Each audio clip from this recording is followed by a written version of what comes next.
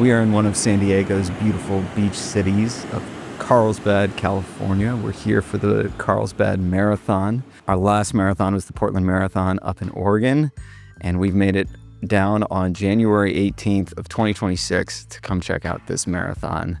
We're losing sunlight as I'm speaking, so we're going to try to go pretty quickly through this video. We're going to talk about why we chose Carlsbad. We're going to talk about a little bit of our training, the beautiful city that we've come to love here in Carlsbad, and then where we're going next. Let's first ask you, Jennifer, why did we choose Carlsbad? So we chose Carlsbad from a recommendation of someone who we met in Arizona. Shout out to Peter. Hey, Peter. Peter Klein. Met him and ran nearly the entire marathon in Apache Junction. He told us it was a great race, great merch, beautiful scenery, and he was right about all of them. See him and his beautiful wife, Kaylin, and chit-chat yesterday. Saw him for a brief moment during today's race, but really that's how we decided on this race, and I'm so glad that we did. But before we get into Carlsbad, one thing I do want to talk about is, if you're new here, why we're making these videos. So the whole point of this series is to be following Jennifer's 50 states, all of her marathons that she's doing. And what number are you on? Just crossed off number 32, so my 32nd state was California. And her 37th marathon. She got me kind of started on this. And this is Austin's 10th marathon. This is my 10. I give it 10. So yeah, let's talk about training a little bit. Going back, we started this training very early. Very, very early. Because this is a January race, and we had fall marathons at the end of 2025. So Austin started. Yeah, started all the way back in there. Yeah. And I was just coming off of a string of races from the fall of 2024, which I started training for in the summer of 2024. So it's been about 18 months of consecutive running for me. Wow. And I feel it. I'm tired.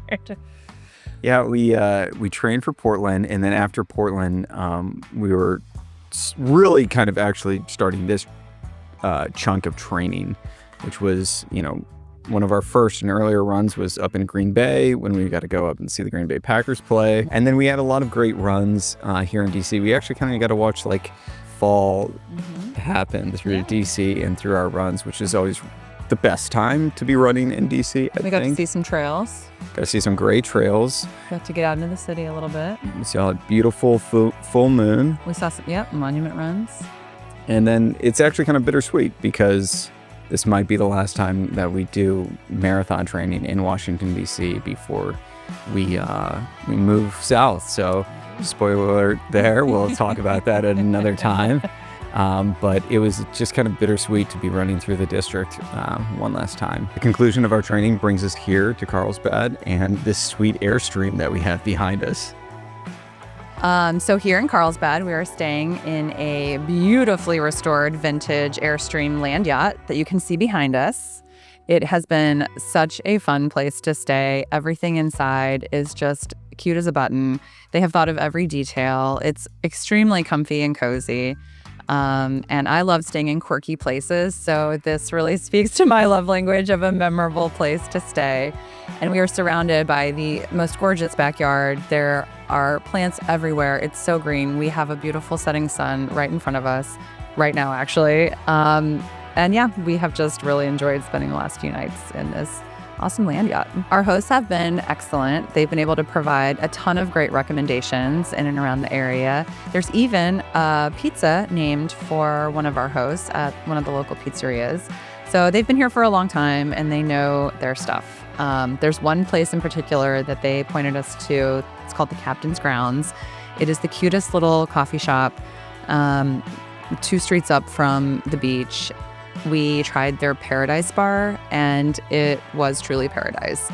Everything that we've eaten so far has just been phenomenal. We went on a super fun food tour, Carlsbad Food Tours. Shout out to Ben. And we got to see the villages. There are innumerable places to tuck in, find an incredibly simple, fresh, delicious dish. And I feel like our entire time here has been spent eating, but that's okay. That always happens. That's our favorite thing to do on marathon weekend, besides, of course, So if you saw the Portland video, then you know we fell into some donuts again. Yes. We've pretty much gone to every donut place that they have in this town. Tonight, probably after dinner, we might grab some more or some Handel's ice cream. I heard Handel's was really, really good. But yeah, when we come to these places, we just try to eat as much as we can. Unfortunately, we do that before the race.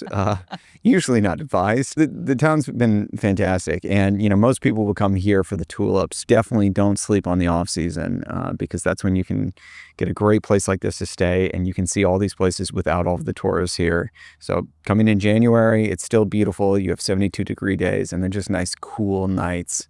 We were able to swing down to the pier, the Oceanside Pier.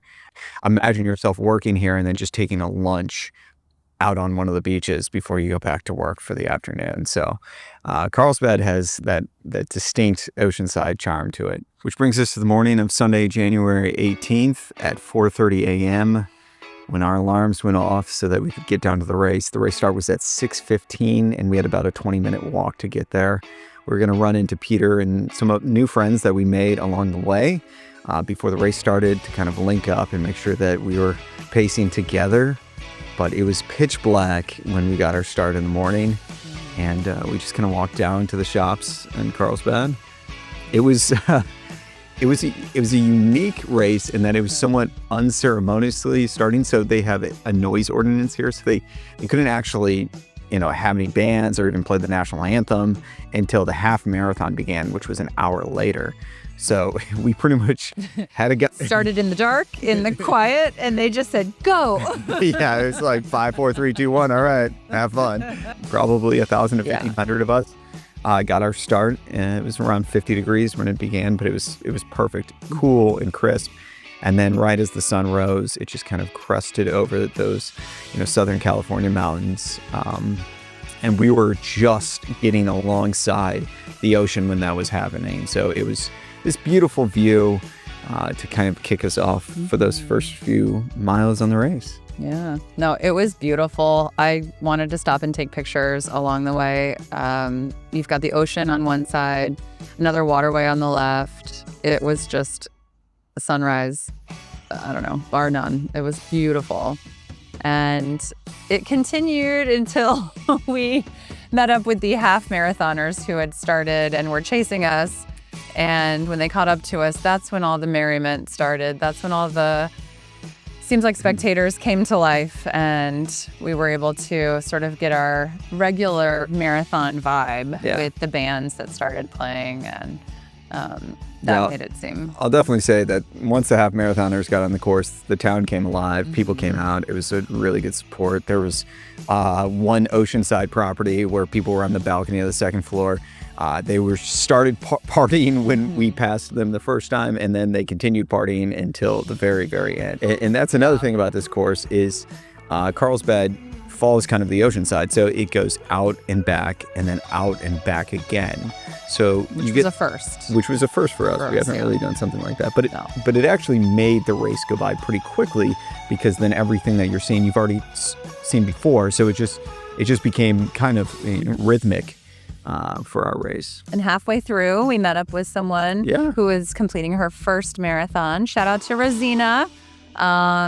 She killed it, and we finished with her. So we ran just about half the race with a new friend, and it was so fun getting to sort of share our experience and our knowledge with somebody who was just giving it a shot for the first time. And that gave us energy, I think, and we were able to make her feel supported, and it was just a super fun experience, which is always the best part for me, is meeting new friends, having conversations, and that's why we're here in the first place. I didn't even know that there was a Carlsbad, California, until heard about it from someone during a race. So, but definitely a good race if you're looking for a California race where it still has that small town charm, and people come out and support, and you just get to be by the ocean for a few hours of your morning. So rolling hills, and some rolling hills. Rolling, but we still, for us, our time was still was, it felt good. I think the pace felt good. So before the civil twilight really takes us out here, what's next? Well, literally this afternoon, this race that I've been stalking for the past year or so, their website refreshed, and they are indeed holding the 2026 ET Full Moon Marathon that starts at midnight in the middle of the Nevada desert in August. So we have booked our room at the Little Alien. Get it? And we will be running that race in August, and beyond, we will see. Put our tinfoil hats on. Hopefully. It's going to be a good time. I'm not going to wear one. I'm ready. Beam me up.